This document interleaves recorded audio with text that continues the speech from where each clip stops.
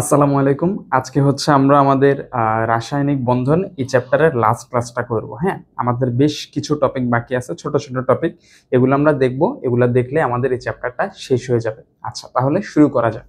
তাহলে আমাদের আজকে ফার্স্ট যে কথাটা আছে, আমি যদি একটু প্রিভিয়াস দিন কিছু জিনিস বলি, জাস্ট বলতেছি, লিখবো না কিছু। সেটা হচ্ছে আমরা কি কি পড়ছিলাম। আমরা আয়নিক বন্ধন পড়ছিলাম, আমরা সমযোজী বন্ধন পড়ছিলাম, ঠিক আছে। আজকে আমরা যেটা দেখব, আয়নিক বন্ধন এবং সমযোজী বন্ধন, এই বন্ধনের মাধ্যমে যে যৌগগুলা তৈরি হয়, ওই যৌগগুলার বিভিন্ন ধরনের বৈশিষ্ট্য আছে, ঠিক আছে। যেমন কোনোটার গলনাঙ্ক বেশি, কোনোটার গলনাঙ্ক কম, কোনোটার হচ্ছে আমাদের স্ফুটনাঙ্ক বেশি, কোনোটার স্ফুটনাঙ্ক কম, কোনোটা পানিতে দ্রবীভূত হয়, কোনোটা পানিতে দ্রবীভূত হয় না। তো এই জিনিসগুলো আজকে আমরা দেখার ট্রাই করব। সো ফার্স্ট অফ অল আমাদের যেটা দেখতে হবে, আমাদের দেখতে হবে আয়নিক এবং সমযোজী যৌগের শক্তির পার্থক্য। এখন ফার্স্টে আমি যদি একটু লিখি যে আয়নিক যে যৌগগুলো আছে, আয়নিক যে যৌগগুলো আছে এগুলার শক্তি বেশি নাকি সমযোজী যৌগের শক্তিটা বেশি, আমরা এটা একটু দেখার ট্রাই করি। আমাকে বলেন তো, আয়নিক যৌগগুলা কোন বন্ধনের মাধ্যমে তৈরি হয়? আয়নিক বন্ধনের মাধ্যমে তৈরি হয়। ফর এক্সাম্পল, আমি নিলাম হচ্ছে এখানে সোডিয়াম একটা ইলেকট্রন দান করে দিছে, দান করে দিয়ে এখানে সোডিয়াম প্লাসে পরিণত হয়েছে। আবার আমি বলতেছি ক্লোরিন একটা ইলেকট্রন গ্রহণ করে ক্লোরিন মাইনাসে পরিণত হয়েছে। ইলেকট্রন দান গ্রহণ, এটাকেই কিন্তু আমরা বলতেছিলাম কি বন্ধন ভাইয়া? এটাকে আমরা বলতেছিলাম কি বন্ধন? আয়নিক বন্ধন। আচ্ছা, ঠিক আছে। এখন এইখানে এই যে একটা সোডিয়াম প্লাস তৈরি হয়েছে আর এখানে একটা ক্লোরিন মাইনাস তৈরি হয়েছে। আমাকে বলেন তো, আমরা কিন্তু ছোটবেলা থেকেই ফিজিক্সে পড়ে আসছি যে হচ্ছে একটা প্লাস আছে আর একটা মাইনাস আছে। সেটা যাই হোক না কেন, কোনো একটা প্লাস এবং কোনো একটা মাইনাস যদি পাশাপাশি থাকে, তাহলে পরস্পরের মধ্যে কি তৈরি হবে? একটা আকর্ষণ তৈরি হবে। এই যে আমাদের আকর্ষণ, এটাকে আমরা বলতেছি স্থির বৈদ্যুতিক, স্থির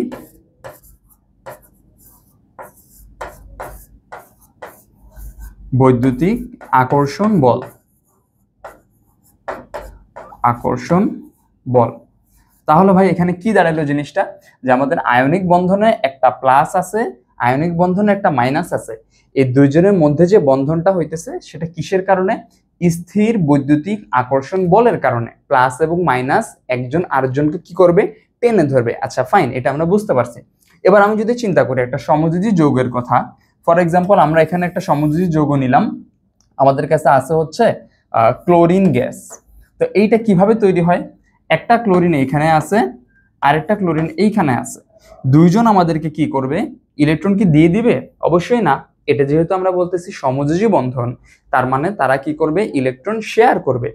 ক্লোরিন একটা ইলেকট্রন দিল, যেটাকে আমি এই যে ডট দ্বারা দেখাইছি, আর এই ক্লোরিন আরো একটা ইলেকট্রন দিল, সেটাকে আমি ক্রস দিয়ে দেখাইছি। তাহলে সিম্পলি আমাকে একটা কথা বলেন তো ভাই, যে এইখানে কি কোনো ধরনের প্লাস মাইনাস সৃষ্টি হয়েছে? কোনো ধরনের ধনাত্মক বা কোনো ধরনের ঋণাত্মক এরকম কিছু কি সৃষ্টি হয়েছে? অ্যান্সার হচ্ছে না ভাই, এখানে কোনো ধরনের প্লাস মাইনাস সৃষ্টি হয় নাই, যার কারণে এখানে স্থির বৈদ্যুতিক আকর্ষণ বলটা নাই। তাহলে একদম কমন সেন্স, খুব ঠান্ডা মাথায় আমরা ভাবি যে এইটার মধ্যে প্লাস এবং মাইনাস আছে, প্লাস মাইনাস একজন আরেকজনকে টেনে ধরে আকর্ষণ করে। তার মানে ওদের মাঝে বন্ডিংটা কি হবে বলেন তো? অনেক দৃঢ় হবে, অনেক পারফেক্ট হবে, অনেক স্ট্রং হবে। অন্যদিকে সমযোজীর কথা যদি আমি চিন্তা করি, এটা হচ্ছে আমাদের সমযোজীর জন্য বলতেছিলাম আমরা। সমযোজীর কথা যদি চিন্তা করি, এই ক্লোরিন কোনো ধরনের প্লাস মাইনাস কিচ্ছু তৈরি হয়নি, জাস্ট ওরা কাছাকাছি আসছে, ইলেকট্রনটা শেয়ার করে দিছে। তাহলে এখানে কোনো ধরনের ধনাত্মক এবং ঋণাত্মক আয়ন সৃষ্টি হয় নাই, যার কারণে এই বন্ধনটা হচ্ছে আমাদের দুর্বল। এই বন্ধনটা হচ্ছে আমাদের কি? দুর্বল। তাহলে এখানে আমরা একটা সবল বন্ধন পাচ্ছি, যেটাকে আমরা বলতেছি স্থির বৈদ্যুতিক আকর্ষণ বল, আর এখানে আমরা পাচ্ছি একটা দুর্বল বন্ধন। তাহলে আমি যদি বলি, আমাদের যে টপিকটা আয়নিক যৌগ এবং সমযোজী যৌগের শক্তির পার্থক্য, শক্তিটা কার বেশি? শক্তিটা কার বেশি? এই আয়নিক যৌগের শক্তি বেশি, শক্তি বেশি। আর সমযোজী যৌগের শক্তিটা কম্পারেটিভলি কম, শক্তি কম। আচ্ছা, এখন আমি একটু একটা মিসকনসেপশন দেখাই। আমরা মাঝে মাঝে এই জিনিসটা অনেকে ভুল বুঝি, ঠিক আছে? একটু লিখে দিই আমি, এখানে আমরা কি পড়তেছি। আচ্ছা, মিসকনসেপশন বা আসলে এটা আমরা ভুল বুঝি, আমাদের বইয়ের মধ্যে ভাই এমন ভাবেই লেখা আছে, আমরা হয়তো জিনিসটা অনেকে ভুল বুঝি। ইভেন আমি যখন ক্লাস 9-10 আপনাদের মতো ছিলাম, আমি নিজেও এই জিনিসটা ভুল বুঝছিলাম। সেটা কি, আমরা আমাদের বইয়ে একটা লাইন পাবো, আমরা আমাদের বইয়ে এরকম একটা লাইন পাবো যে সমযোজী যৌগে দুর্বল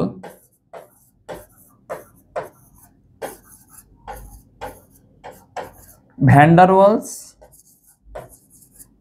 বল থাকে, দুর্বল ভ্যান ডার ওয়ালস বল থাকে। এটা কোথায় থাকে? সমযোজী যৌগে থাকে। এখন কথা হচ্ছে যে আমি একটা সমযোজী যৌগ নিলাম, সাপোজ আমি নিলাম হচ্ছে এখানে একটা ক্লোরিন। আচ্ছা, ক্লোরিন বারবার নিতেছি, আমরা অন্য একটা কিছু নিই। ফর এক্সাম্পল আমরা নিলাম হচ্ছে এখানে একটা ফ্লোরিন, এখানে একটা ফ্লোরিন, এখানে একটা ফ্লোরিন, মাঝখানে একটা বন্ধন আছে। আমি যদি বলি এটা কি বন্ধন ভাই, আমাদের অ্যান্সার হবে হচ্ছে এটা কি বন্ধন? এটা হচ্ছে আমাদের সমযোজী বন্ধন। এখানে কোন ধরনের আকর্ষণ বল আছে? এখানে সমযোজী আকর্ষণ বল আছে।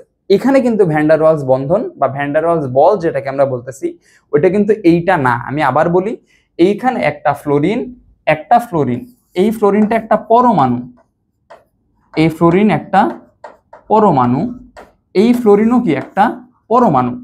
দুইটা পরমাণুর মাঝে একটা আকর্ষণ বল আছে, যেটাকে আমরা বলতেছি সমযোজী বন্ধন। এবার যেটা বলতেছি যে ভ্যান ডার ওয়ালস আকর্ষণ বল, তাহলে ভাই এইটা কি জিনিস? এইটাই তো আমাদের সমযোজী যৌগ, এটার মাঝখানেই তো থাকার কথা। অ্যান্সার হচ্ছে না, এইটা না।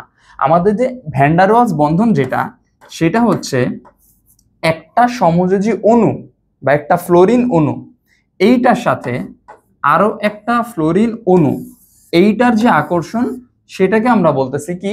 ভ্যান ডার ওয়ালস আকর্ষণ। এখানে আমি লিখি একটু,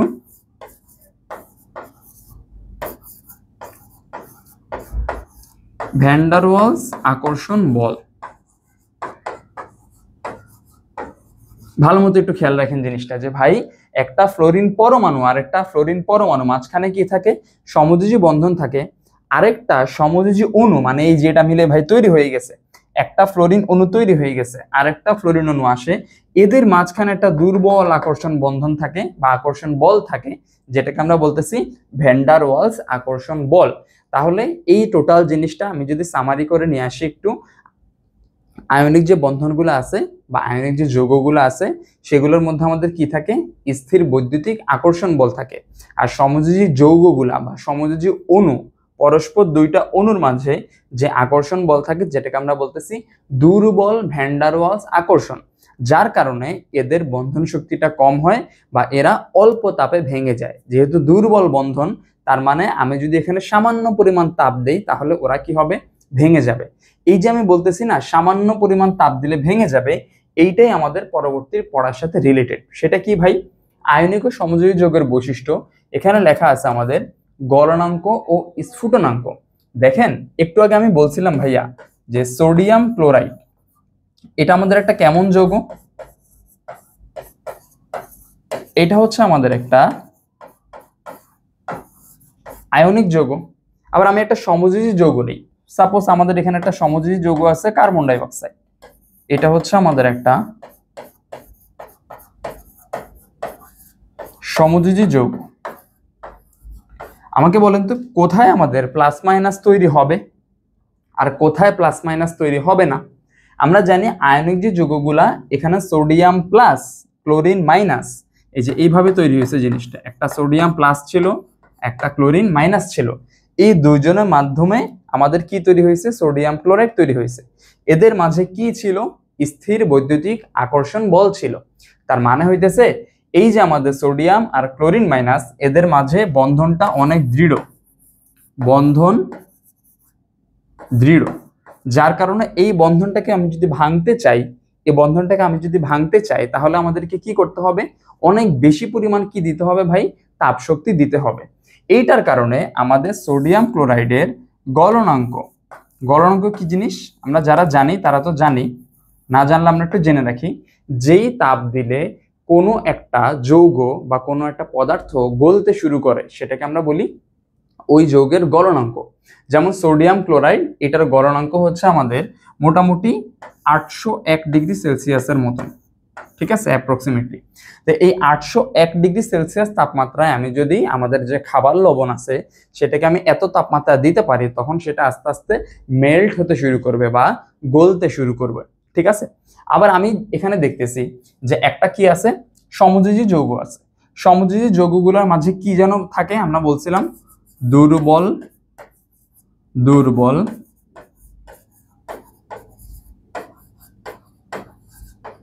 দুর্বল দুর্বল ভ্যান ডার ওয়ালস আকর্ষণ বল, ঠিক আছে, বা দুর্বল ভ্যান ডার ওয়ালস বল। এখন এই যে সমযোজী যৌগের মাঝে দুর্বল ভ্যান ডার ওয়ালস বল আছে, তার মানে এদের গলনাঙ্ক স্ফুটনাঙ্ক কি হবে, কম হবে। কেন কম হবে ভাই? বন্ধনটা দুর্বল। এখন এটাকে ভাঙতে আমাদেরকে অনেক বেশি তাপ দিতে হবে নাকি অল্প একটু তাপ দিছি ও ভেঙে গেছে? অবশ্যই অল্প একটু তাপ দিলে ভেঙে যাবে, যার কারণে কার্বন ডাই অক্সাইডের স্ফুটনাঙ্ক -56 ডিগ্রি সেলসিয়াস। কত বলছি? -56 ডিগ্রি সেলসিয়াস। মানে জিনিসটা কি ভাই, কার্বন ডাই অক্সাইড তো একটা গ্যাস, সেটা যখন সলিড ছিল, সেটা কখন সলিড ছিল? -56 ডিগ্রি সেলসিয়াসেরও নিচে। যদি আমি -56 ডিগ্রি সেলসিয়াস দিয়ে থাকি, তখন এটা অলরেডি কি হয়ে গেছে, গ্যাস হয়ে গেছে। ইভেন এই যে আমরা আমাদের নেচারে মোটামুটি অ্যারাউন্ড 20 থেকে 25 ডিগ্রি সেলসিয়াসের মতো তাপমাত্রা থাকে। এই তাপমাত্রায় আমরা কখনো কার্বন ডাই অক্সাইডকে সলিড দেখছি? অ্যান্সার হচ্ছে না। কারণ এই তাপমাত্রা অনেক আগেই কার্বন ডাই অক্সাইডটা কি হচ্ছে, বাষ্পে পরিণত হয়ে যাচ্ছে। তাহলে এখান থেকে আমরা একটা সামারিতে আসতে পারি যে গলনাঙ্ক এবং স্ফুটনাঙ্ক আয়নিক যৌগের বেশি এবং সমযোজী যৌগের আমাদের কি হবে, কম হবে, ঠিক আছে, ফাইন। তারপরে আমাদের আছে আরেকটা দ্রাব্যতা, খুবই ইম্পর্টেন্ট একটা জিনিস, ঠিক আছে। এইটা একটু আমরা দেখে আসি, তারপর আমরা বিদ্যুৎ পরিবাহিতাটা দেখব। এখন দ্রাব্যতা বা সলিউবিলিটি, আমি একটু টপিকটা এখানে লিখি। দ্রাব্যতা, এইটা আমরা একটু ঠান্ডা মাথায় বুঝি। এখানে অনেক কিছু আছে, আপনারা যখন 11-12 উঠবেন তখন এটা নিয়ে আরো ডিটেলস পড়াশোনা করবেন, বাট আমরা অত ডিটেলসে যাব না, আমরা জাস্ট ছোট্ট একটা পোর্শন দেখবো। হ্যাঁ, এখান থেকে আমাদের সিকিউ আসে প্রচুর। দ্রাব্যতা কি? যে কোনো একটা যৌগ, সাপোজ আমি হচ্ছে সোডিয়াম ক্লোরাইড নিলাম, এটার সাথে হচ্ছে আমি ভাই পানি মিশাইছি, ঠিক আছে। আবার আমি অন্য একটা যৌগ নিলাম, সাপোজ আমি নিলাম হচ্ছে এখানে একটু চিনি নিলাম,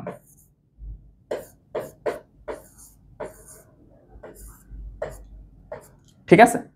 এইটার সাথে হচ্ছে আমি কি করছি, পানি মেশাইছি।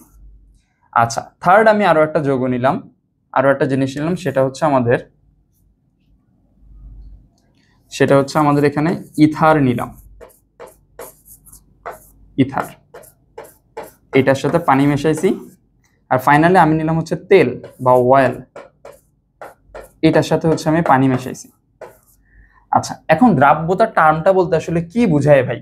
দ্রাব্যতার টার্মটা বলতে বুঝায় যে আমাদের কাছে পানি আছে, এখন পানির মধ্যে যদি কোনো একটা যৌগ মিশে যায়, কমপ্লিটলি মিশে যায়, যেমন পানির মধ্যে যদি আমি লবণ দিই এবং আস্তে আস্তে এটাকে আমরা স্টায়ার করতে থাকি বা নাড়াইতে থাকি, তখন আমাদের কি হবে, লবণটা বা সোডিয়াম ক্লোরাইডটা একসময় কি হবে, কমপ্লিট গলে যাবে, তাই না? এটাকে আর আমরা দেখতে পাবো? অ্যান্সার হচ্ছে না। তার মানে হচ্ছে সোডিয়াম ক্লোরাইডের দ্রাব্যতা পানিতে বেশি, সোডিয়াম ক্লোরাইড পানিতে দ্রবীভূত হয়ে গেছে, সোডিয়াম ক্লোরাইড পানিতে দ্রবীভূত হয়ে গেছে, যার কারণে সোডিয়াম ক্লোরাইডের দ্রাব্যতা পানিতে বেশি, এটাকে আমরা বলতেছি। তাহলে এখানে আমি যদি সোডিয়াম ক্লোরাইড আর পানি মেশাই, তাহলে হচ্ছে এটা কি মিশে যাবে, আমি টিক দিলাম যে দুইটা মিশে গেছে। এখানে আমি কি নিছি, এখানে আমি নিছি হচ্ছে চিনি বা সুগার, এটার সাথে যদি আমি পানি নেই, এইটাও আমাদের কি হবে, মিশে যাবে, কোনো ধরনের সমস্যা নেই। তার মানে এই যৌগগুলা পরস্পরের দ্রাব্যতাটা কি বেশি, কোথায় বেশি, পানির মধ্যে বেশি, ঠিক আছে, ফাইন।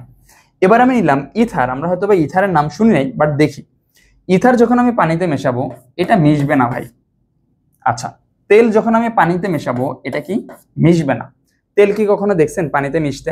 তেল আর পানি যখন আমরা মিক্স করি, এখানে যে একটা ঝাঁকা দিই, তখন দেখবেন যে তেল আর পানির ক্ষুদ্র ক্ষুদ্র মানে কি বলে একটা বাবলের মতো তৈরি হবে, কিন্তু সেগুলো কমপ্লিটলি মিশে যাবে না। আচ্ছা, তাহলে তেল আর পানি মিশতেছে না, তো ভাই কেন মিশতেছে না? অবশ্যই এখানে একটা রিজন আছে, এই রিজনটাই হইতেছে আমরা এখন পড়বো। এই রিজনটাই আমরা এখানে পড়ব। আমরা এখানে একটা একটা সেন্টেন্স দিয়ে শুরু করি, সেটা হচ্ছে যে like dissolves like dissolves like। আচ্ছা, তো কথা হচ্ছে যে ভাই এই লাইক ডিসলভস লাইক এই কথাটার মানে আসলে কি? এই যে আমরা লিখলাম লাইক ডিসলভস লাইক, এই কথাটার একদম যদি সহজ বাংলায় বলতে চাই যে ভাই যে যেমন সে তেমন মানুষের সাথে মিশতে পারে। যেমন আমি বললাম যে ভাই আমার হচ্ছে অনেক বেশি ক্রিকেট খেলা দেখতে ভালো লাগে, ঠিক আছে, তাহলে আমি কার সাথে মিশবো বা কার সাথে আমি ফ্রেন্ড সার্কেল তৈরি করব যে হচ্ছে অনেক বেশি ক্রিকেট খেলা দেখে। আবার আমি বললাম যে ভাই আমার হচ্ছে অনেক বেশি মুভি দেখতে ভালো লাগে, তাহলে আমার যে সার্কেলটা হবে সবাই ওখানে কি দেখে, মোটামুটি ভাবে মুভি দেখবে। এরকমই তো জিনিসটা, যে আমাদের যার যেমন পছন্দ, যার যেমন রুচি, সে তেমন মানুষের সাথে মিশবে, তাই না?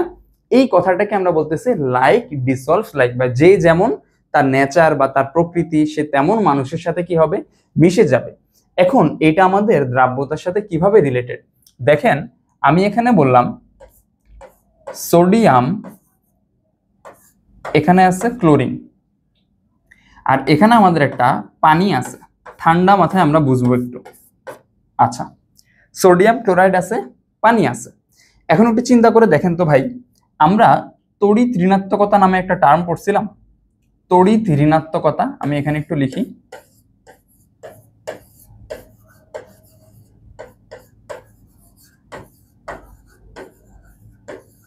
তড়িৎ ঋণাত্মকতা কি ছিল আমি একটু মনে করাই দিই আপনাদের, যাদের মনে নেই তারা একটু মনে করাই দিই।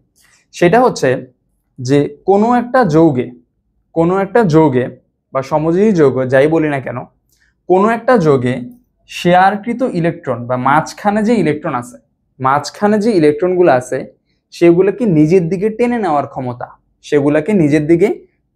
ক্ষমতা, এটা কি আমরা বলতেছি কি বলেন তো ভাইয়া? তড়িৎ ঋণাত্মকতা। এখন আমি বললাম যে ভাইয়া ক্লোরিনের তড়িৎ ঋণাত্মকতা বেশি। ক্লোরিনের তড়িৎ ঋণাত্মকতা কার থেকে বেশি? সোডিয়ামের থেকে বেশি। এটা হোপফুলি আপনারা 4th চ্যাপ্টারে পড়ে আসছেন।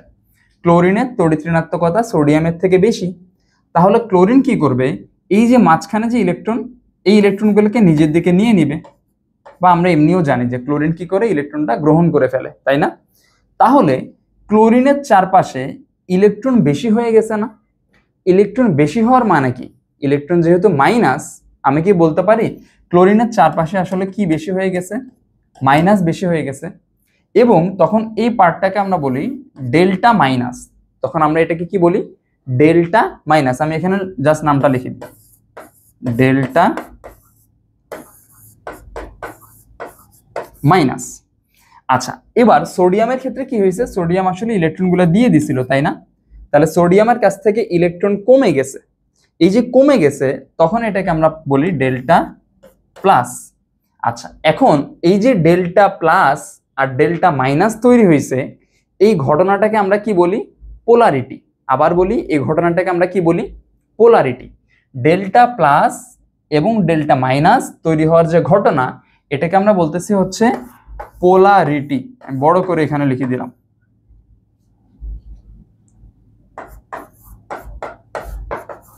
আচ্ছা, এখন এই যে আমাদের পোলারিটি সৃষ্টি হয়েছে সোডিয়াম ক্লোরাইডের মধ্যে, প্লাস আর মাইনাস সৃষ্টি হয়েছে, বুঝছি ভাই, কোনো সমস্যা নেই। পানির মধ্যে চিন্তা করে দেখেন, অক্সিজেনের তড়িৎ ঋণাত্মকতাটা হাইড্রোজেন থেকে বেশি। অক্সিজেনের তড়িৎ ঋণাত্মকতাটা হাইড্রোজেনের থেকে বেশি। তাহলে অক্সিজেন কি করবে? দুই দিক থেকে ইলেকট্রন নিজের দিকে নিয়ে নেবে, যার কারণে অক্সিজেনের উপর একটা ডেল্টা মাইনাস, হাইড্রোজেনের উপর একটা ডেল্টা প্লাস, এই হাইড্রোজেনের উপরে কি ডেল্টা প্লাস। আচ্ছা, এই যে আমাদের ডেল্টা প্লাস মাইনাস তৈরি হয়েছে, তার মানে এটা হচ্ছে আমাদের একটা কেমন যৌগ বলেন তো? এটা হচ্ছে আমাদের একটা পোলার যৌগ। সোডিয়াম ক্লোরাইডেও আমাদের ডেল্টা প্লাস মাইনাস তৈরি হয়েছে, এটাও আমাদের একটা কেমন যৌগ? এটাও আমাদের হচ্ছে একটা পোলার যৌগ। একটা পোলার যৌগ আর একটা পোলার যৌগ, দুইটাকে যদি আমি মিক্স করি তখন দ্রাব্যতা বেশি হয় বা দ্রবণীয়তা বেশি হয়। পানি একটা পোলার যৌগ। পানি একটা কেমন যৌগ ভাইয়া? পোলার যৌগ। তাহলে পানির মধ্যে কে মিশবে? ওই যে লাইক ডিসলভস লাইকের মতন পানির মধ্যে আসলে কে মিশবে? যে হচ্ছে পোলার, সে পানির মধ্যে মিশবে। তাহলে সোডিয়াম ক্লোরাইড আমরা দেখতেছি এখানে প্লাস মাইনাস তৈরি হচ্ছে, তার মানে এটা হচ্ছে আমাদের একটা পোলার যৌগ। তাহলে পোলার যৌগ পানির মধ্যে দ্রবীভূত হবে, যার কারণে আয়নিক যে যৌগগুলো যেখানে প্লাস মাইনাস তৈরি হয় এদের দ্রবণীয়তাটা পানির মধ্যে বেশি, এদের দ্রবণীয়তাটা পানির মধ্যে বেশি। এখন আমি যদি একটা সমযোজী যৌগ নেই, যেমন হচ্ছে আমাদের এখানে তেল আছে, আমরা একটা নতুন স্লাইড নিই। হ্যাঁ, সেটা হচ্ছে যে আমি এখানে বললাম যে আচ্ছা, আমি এখানে বলতেছি যে আমাদের কাছে একটা যৌগ আছে হচ্ছে নাইট্রোজেন, নাইট্রোজেন গ্যাস। বলেন তো নাইট্রোজেন গ্যাসে কি কোনো ধরনের প্লাস মাইনাস আছে? আমি যদি এখানে দেখি নাইট্রোজেন, এদের মাঝখানে 3টা বন্ধন থাকে আর একটা নাইট্রোজেন, এখানে কি কোনো ধরনের প্লাস মাইনাস আছে? কোনো ধরনের ধনাত্মক ও ঋণাত্মক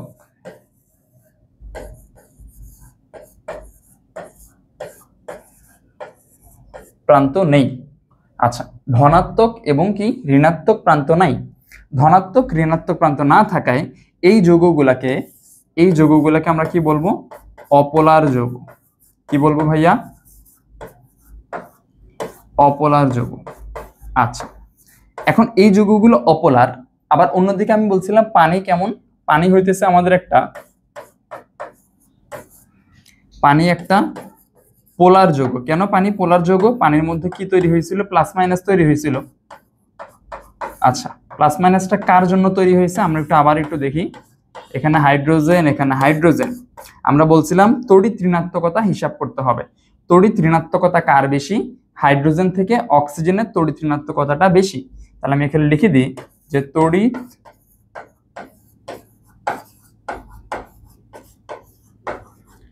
ঋণাত্মকতা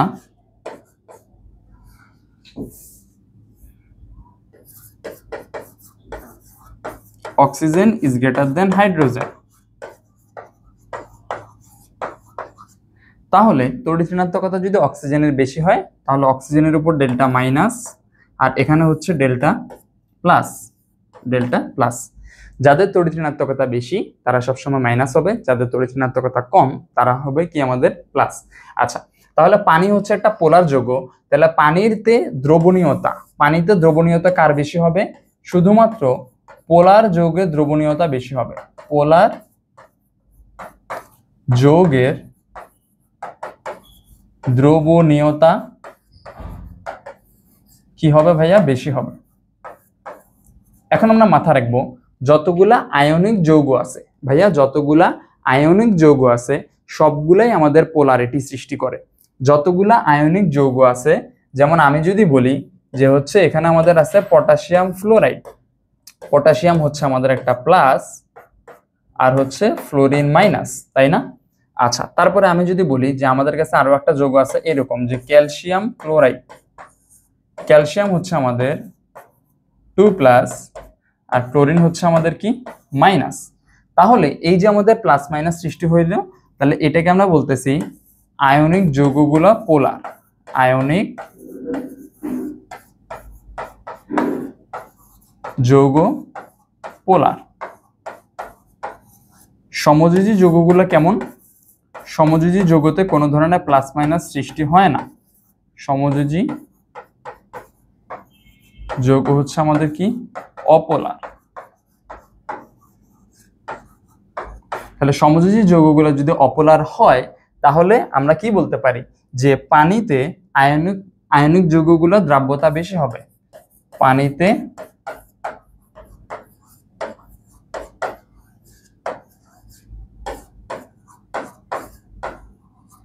দ্রাব্যতা বেশি, সমযোজী যৌগগুলো পানিতে দ্রাব্যতা কম। ঠিক আছে, হোপফুলি আমরা এতটুকু সবাই বুঝতে পারছি।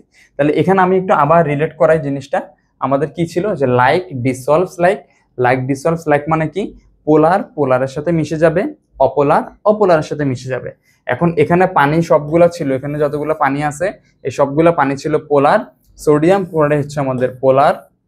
এই যে আমাদের চিনি আছে এটা হচ্ছে আমাদের পোলার। ইথার আছে এটা হচ্ছে আমাদের অপোলার বা নন পোলার। তেল আছে এটা হচ্ছে আমাদের নন পোলার। তাহলে পোলার আর পোলার মিশে দ্রাব্যতাটা বেশি, পোলার পোলার মিশে দ্রাব্যতা বেশি, আর নিচের দুইটা অপোলার, এটা পানির সাথে মিশে দ্রাব্যতাটা কম। হোপফুলি আমরা সবাই ক্লিয়ার। আচ্ছা, তারপরে আমাদের আরো একটা পয়েন্ট আছে। আচ্ছা, এখন আমরা একটা জিনিস দেখি, সেটা হচ্ছে আমাদের সিকিউর জন্য লাগবে এটা আমাদের সিকিউর জন্য লাগবে। যে সিকিউতে এরকম কোশ্চেন আসে যে একটা আয়নিক যৌগ কিভাবে পানিতে দ্রবীভূত হয়, একটা আয়নিক যৌগ কিভাবে পানিতে দ্রবীভূত হয়। একটা আয়নিক যৌগ আছে হচ্ছে আমাদের, ফর এক্সাম্পল আমরা নিলাম হচ্ছে এখানে একটা পটাশিয়াম ক্লোরাইড, এটা আমাদের একটা আয়নিক যৌগ, আয়নিক যৌগ। তাহলে আমাদের পানিতে কি হবে, দ্রাব্যতাটা বেশি হবে, পানিতে দ্রাব্যতা বেশি হবে। তার মানে এটা কি পানির মধ্যে মিশে যাবে। এখন এই জিনিসটা ভাইয়া আমরা কিভাবে দেখাবো, খুবই ঠান্ডা মাথায় দেখবো এবং এই জিনিসটার মধ্যে একটা 5 স্টার দিয়ে রাখবো। এটা আমাদের জন্য খুবই খুবই ইম্পর্টেন্ট।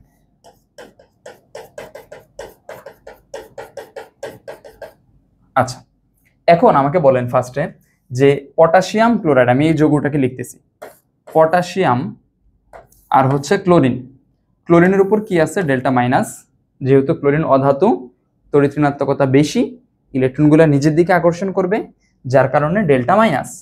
পটাশিয়াম হচ্ছে আমাদের কি হবে ডেল্টা প্লাস, ইলেকট্রন দিয়ে দিছে ওকে, তাই না, এই জন্য ডেল্টা প্লাস। পানির মধ্যে আমরা যদি দেখি, পানির মধ্যে যেটা ঘটে, অক্সিজেনের উপর আমরা কি বলছিলাম ডেল্টা মাইনাস, তড়িৎ ঋণাত্মকতা বেশি।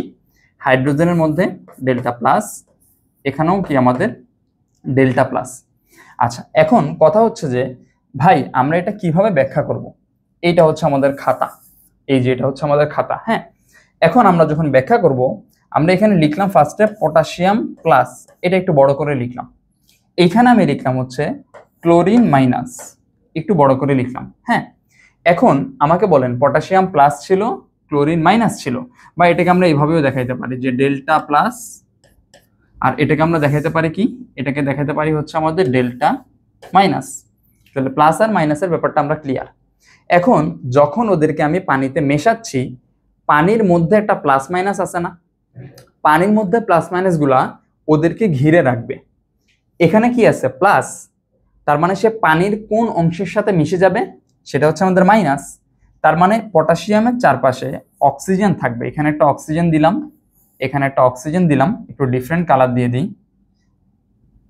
এখানে একটা অক্সিজেন দিলাম, এখানে একটা অক্সিজেন দিলাম, এখানে একটা অক্সিজেন, এখানে একটা অক্সিজেন দিলাম। হ্যাঁ, তাহলে দেখেন অক্সিজেন ডেল্টা মাইনাস, কিন্তু এই অক্সিজেন তো শুধু অক্সিজেন না, এই অক্সিজেনের সাথে কি ছিল, হাইড্রোজেন ছিল, এভাবে দিব আমরা। এটার সাথে কি ছিল, হাইড্রোজেন ছিল। সেম ওয়েতে এই অক্সিজেনের সাথে কি ছিল, হাইড্রোজেন ছিল, আবার এই অক্সিজেনের সাথেও কি ছিল আমাদের, হাইড্রোজেন ছিল। তাহলে দেখেন এই অক্সিজেনের উপর কি দিব, delta minus minus minus minus, আর হাইড্রোজেনগুলোর উপরে কি দিব, delta plus delta plus delta plus delta plus.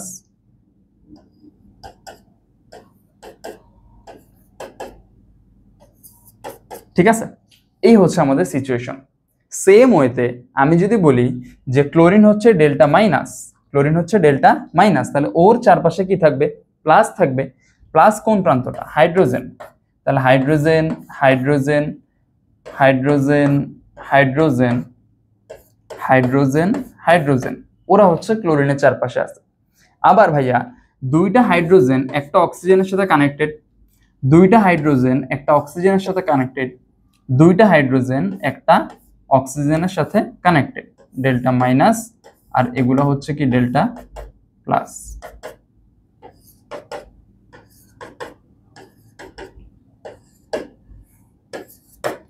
ঠিক আছে, এই জিনিসটা আমাদের জন্য খুবই খুবই ইম্পর্টেন্ট। এটা আমরা যদি বুঝতে পারি তাহলে আমরা নেক্সটটাতে যাব। পরে আমাদের আরো একটা জিনিস ছিল, আমাদের আরো একটা জিনিস কি ছিল, সেটা হচ্ছে যে বিদ্যুৎ পরিবাহিতা। বিদ্যুৎ পরিবাহিতা,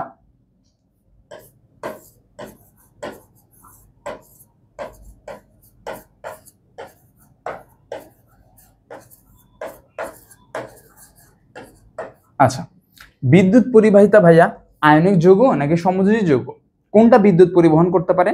আমরা যদি বই একবারও পড়ে থাকি তাহলে আমরা দেখবো যে আয়নিক যৌগগুলা কি করতে পারে, বিদ্যুৎ পরিবহন করতে পারে, সমযোজী যৌগগুলা বিদ্যুৎ পরিবহন করতে পারে না। তো কেন এই জিনিসটা হয় এটাই আমরা এখন ব্যাখ্যা করব। সেটা হচ্ছে, আমি এখানে নিলাম যে একটা আমাদের আয়নিক যৌগ আছে। আগে একটু বলে নিই যে আয়নিক যৌগগুলা, আয়নিক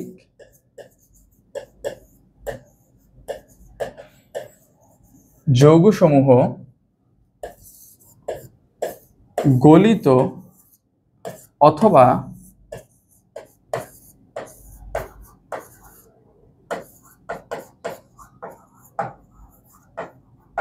দ্রবীভূত অবস্থায়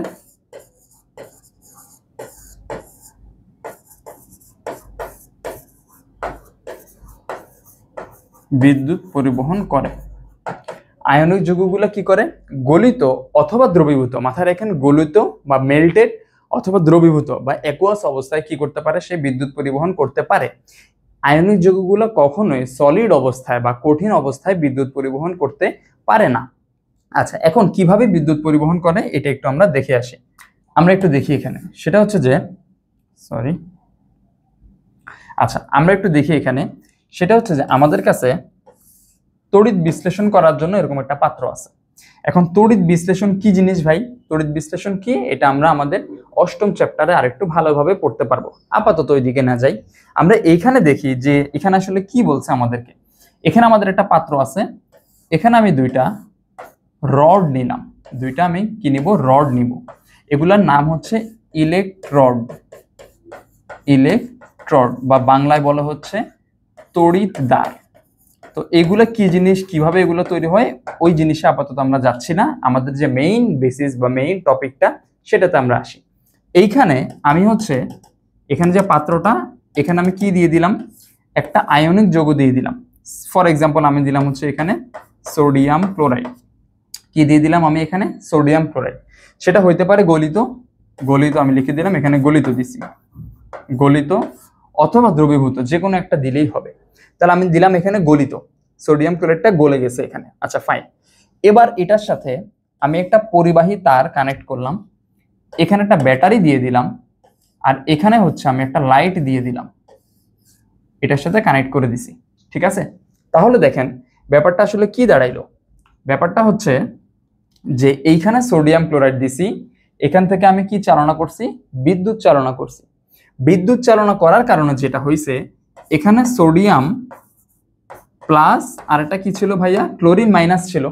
এগুলোকে আয়ন না? এগুলো হচ্ছে আমাদের কি করছে? আয়ন এগুলা। এখন এই আয়নগুলো কি করে? আয়নগুলো হচ্ছে ইলেকট্রন পরিবহন করে, ইলেকট্রন পরিবহন করে। আয়নগুলো কি করবে ভাইয়া? ইলেকট্রন পরিবহন করবে। এখন চিন্তা করেন, এখানে ইলেকট্রোড আছে, এখানে ইলেকট্রোড আছে, ইলেকট্রন এদিক দিয়ে কন্টিনিউয়াসলি কি হচ্ছে? পাস হচ্ছে, ইলেকট্রন কন্টিনিউয়াসলি পাস হচ্ছে। এবং আমরা এটা জানি যে ইলেকট্রনের প্রবাহ, এটা মানে কি প্রবাহ ভাইয়া? বিদ্যুৎ প্রবাহ। ইলেকট্রন প্রবাহিত হইতেছে, এটার মানেই কি? ওইখানে বিদ্যুৎ পরিবাহিত হইতেছে। তাহলে এখানে যদি বিদ্যুৎ পরিবাহিত হয়, আমি যদি এখানে একটা লাইট লাগাই দিই বা একটা ফ্যান চালাই দিই, এখানে সাপোজ একটা ফ্যান দিয়ে দিলাম, ঠিক আছে, ফ্যান দিয়ে দিলাম, তখন ওই লাইটটা আস্তে করে কি হবে? জ্বলতে শুরু করবে, এবং ফ্যানটা আস্তে করে কি হবে? চলতে শুরু করবে। তাহলে এখানে কিসের জন্য হয়েছে? এখানে আমাদের সোডিয়াম ক্লোরাইড যে আয়নগুলো তৈরি হয়েছিল, এই আয়নগুলোর কারণে কি হয়েছে? এখানে ইলেকট্রন পরিবহন হয়েছে। আমি আবার বলি যে সোডিয়াম ক্লোরাইড যে আয়নগুলো তৈরি হয়েছে, এই আয়নগুলোর কারণে এখানে কি হয়েছে? ইলেকট্রন পরিবহন হয়েছে। ইলেকট্রন যতটা পরিবহন হবে তত বেশি পরিমাণ কি হবে? বিদ্যুৎ তৈরি হবে। এবার চিন্তা করে দেখেন যে আমাদের সমযোজী যৌগে আমি এখানে একটু লিখি যে সমযোজী যৌগে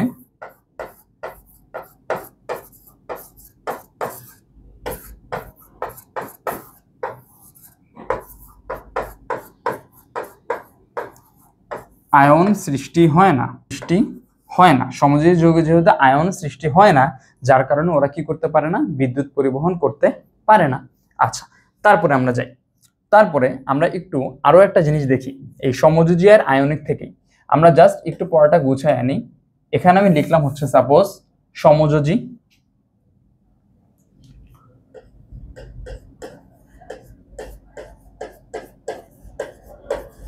আর এখানে লিখতেছি আমরা হচ্ছে আয়নিক।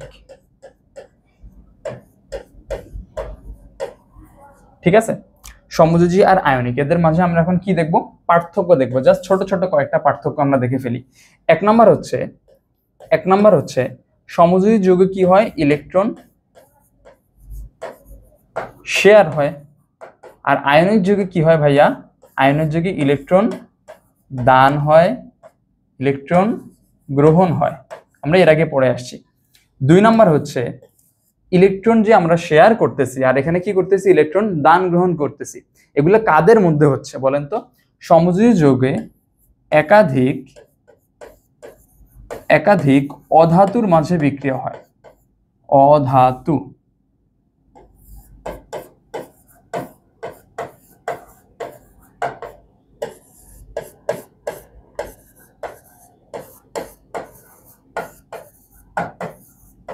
আচ্ছা, সমযোজী যৌগগুলো কিভাবে হবে, একাধিক অধাতুর মাধ্যমে। আর আয়নিক যৌগের জন্য আমাদের কি লাগবে, অবশ্যই ধাতু লাগবে এবং প্লাস আরো একটা কি লাগবে, অধাতু। ঠিক আছে। আচ্ছা, 3 নাম্বার, সমযোজী যৌগগুলার আমরা দেখছিলাম যে গলনাঙ্ক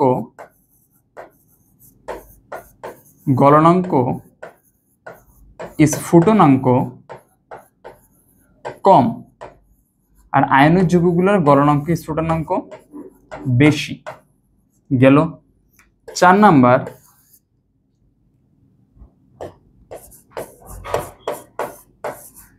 পানিতে দ্রাব্যতা কম।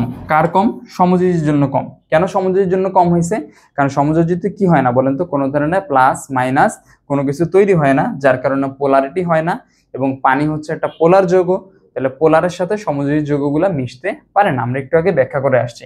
আর এখানে আয়নিকের জন্য আমাদের কি,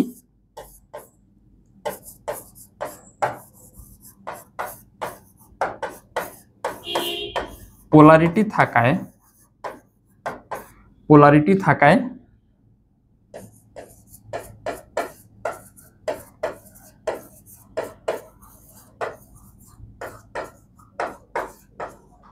পানিতে দ্রাব্যতা বেশি।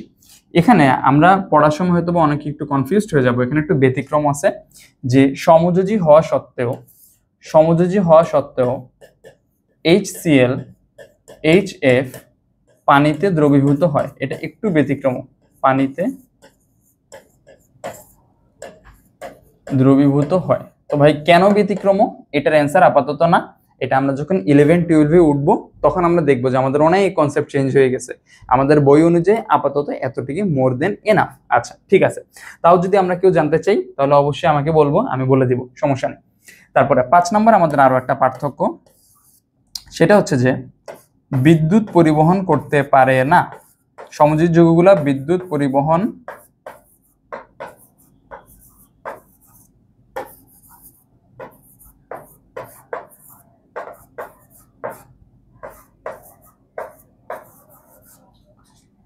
পরিবহন করতে পারে না।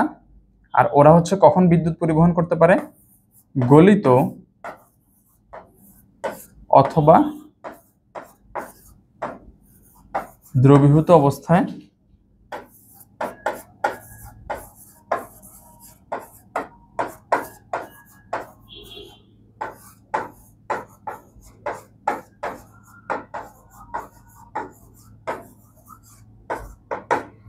বিদ্যুৎ পরিবহন করে। ঠিক আছে, তো এই তো মোটামুটি আমরা এই 5টা যদি আমরা দিতে পারি, আমরা আরো একটা দিতে পারি যেটা আমাদের ইচ্ছা, সেটা হচ্ছে যে ডেফিনেশন দিতে পারি। এখানে একটা ডেফিনেশন যোগ করে দিব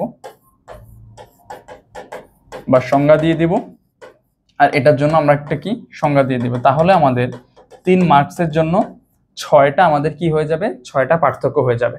ঠিক আছে, আমরা পরের স্লাইডে যাই। লাস্ট টপিক আমাদের, আমরা চ্যাপ্টার অলমোস্ট লাস্টের দিকেই চলে আসছি, ধাতব বন্ধন। আচ্ছা, এখন আমরা নর্মালি 2টা বন্ধন নিয়ে আলোচনা করছি, একটা হচ্ছে আয়নিক বন্ধন আর একটা হচ্ছে আমাদের সমযোজী বন্ধন। আমাদের কিন্তু আরো একটা বন্ধন আছে, সেটা কি বন্ধন, ধাতব বন্ধন।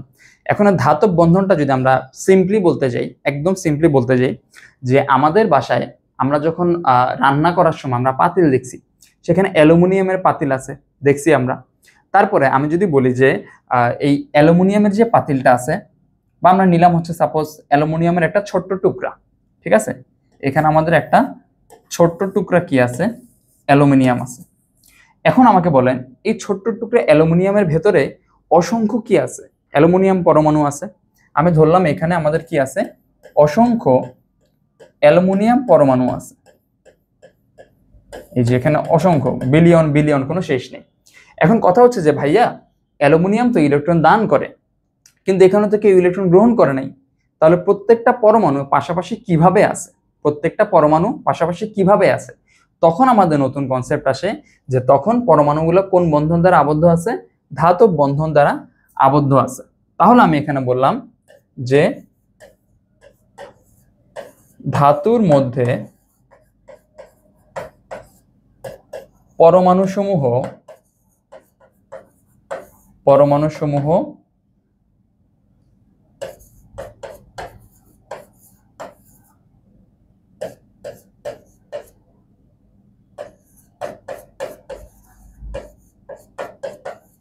যে আকর্ষণ দ্বারা আবদ্ধ থাকে বা হচ্ছে পরস্পর যুক্ত থাকে, ঠিক আছে। তাহলে এখানে কয়েকটা কি পয়েন্ট আমি বললাম, ধাতুর মধ্যে পরমাণুসমূহ যে আকর্ষণ বল দ্বারা কি থাকে, আবদ্ধ থাকে, সেটাকে আমরা কি বলতেছি, ধাতব বন্ধন। এখন ধাতব বন্ধন কিভাবে তৈরি হয়, সিম্পলি আমরা একটা জিনিস দেখি, সেটা হচ্ছে যে আমাদের এখানে এক টুকরা কি আছে, সাপোজ সোডিয়াম আছে, বুঝাইতে সুবিধা হবে, সোডিয়াম আছে, হ্যাঁ। আচ্ছা, এখন এক টুকরা যে সোডিয়াম আছে, এখানে আমাদের যে সোডিয়ামটা আছে, সোডিয়ামের এখানে একটা পরমাণু আছে, সে কি করে, ইলেকট্রন দান করে দেয়। দান করে দেওয়ার পর সে কিসে পরিণত হয়, সোডিয়াম প্লাস।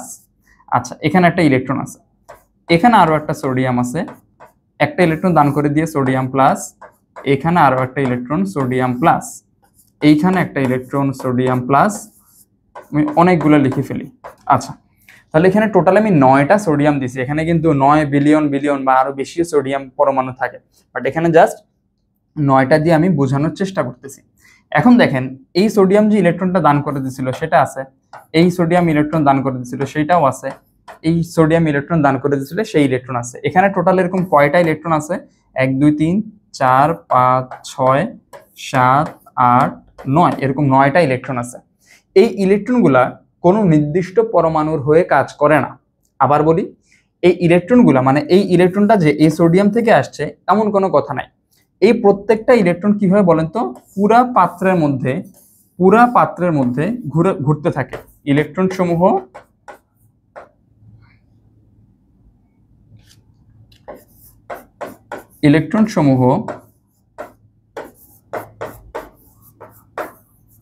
সমগ্র পাত্রে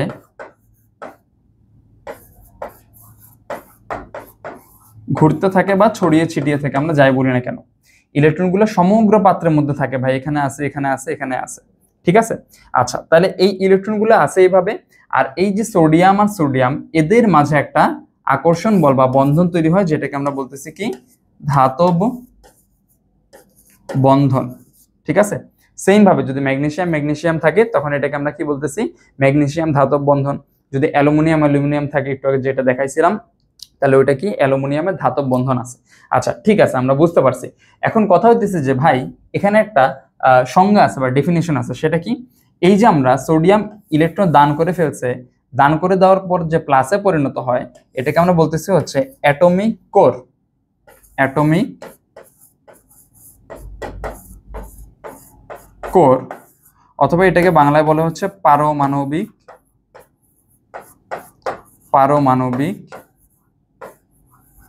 শ্বাস,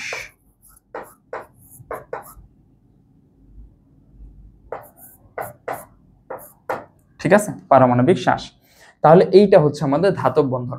এখন ঠান্ডা মাথায় একটা জিনিস একটু চিন্তা করেন, যে ধাতব বন্ধনে আমি এখানে একটু লিখি, ধাতব বন্ধনে আমাদের অনেকগুলো ইলেকট্রন কি করতেছে, একটা পাত্রের মধ্যে বা একটা ছোট্ট টুকরার মধ্যে ঘোরাঘুরি করতে পারতেছে। যেমন আমি নিলাম, সাপোজ এইটা হচ্ছে আমাদের একটা ধাতু, আমি ধরলাম এটা হচ্ছে আমাদের অ্যালুমিনিয়াম ধাতু, তাহলে এখানে অসংখ্য অ্যালুমিনিয়াম কি আছে, পরমাণু আছে। এখন এই অসংখ্য অ্যালুমিনিয়াম পরমাণু থেকে তিনটা করে ইলেকট্রন সবাই কি করতেছে, এই পাত্রের মধ্যে ঘোরাঘুরি করতেছে, যার কারণে এখানে ইলেকট্রনের ফ্লোটা অনেক বেশি।